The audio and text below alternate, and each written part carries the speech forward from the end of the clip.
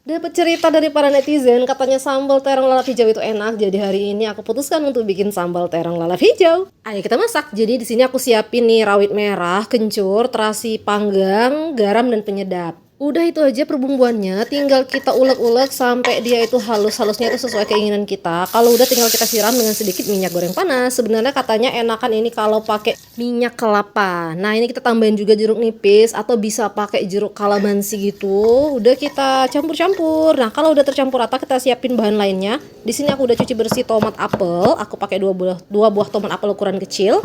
Diiris-iris aja kayak gini, kemudian bawang merah yang banyak. Lanjut kita pakai beberapa buah terong lalap hijau. Sejujurnya ya di daerahku ini biasanya yang namanya terong bulat itu adalah untuk lauk yang dimasak. Bisa disambal atau olahan lainnya, tapi intinya yang namanya terong itu dimasak ya. Baru akhir-akhir ini nih aku tahu yang namanya terong hijau ini ada yang bisa untuk lalapan. Dulu yang aku tahu yang namanya terong lalap itu cuma terong kecil yang kecil-kecil warna ungu itu loh.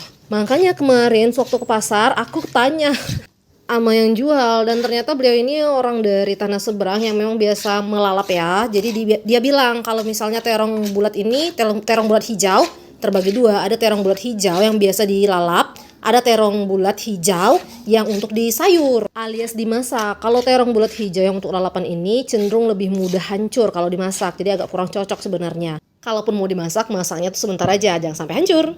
Sambal terong lalap hijau kita udah selesai, tinggal kita peresin dengan air jeruk kalau dirasa kurang yang tadi, dan kita aduk-aduk sampai tercampur rata. Aku tadi juga udah siapin nasi. Nasinya tuh udah aku dinginin dulu karena katanya kadar gulanya tuh lebih rendah ya kalau misalnya kita dinginin si nasi atau nasi yang sudah dingin. Nah, ini kita masukin ke piring. Bismillahirrahmanirrahim, kita cobain gimana sambal terong lalap hijau mentah kita ini. Enak loh. Beneran enak, ini pertama kali coba dan menurutku aku bakalan suka ini kalau dibikinnya sering-sering.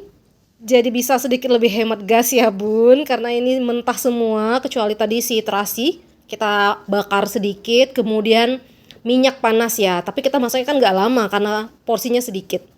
Oke, makasih banyak sudah mampir. Murah rezeki sehat selalu. Selamat mencoba di rumah.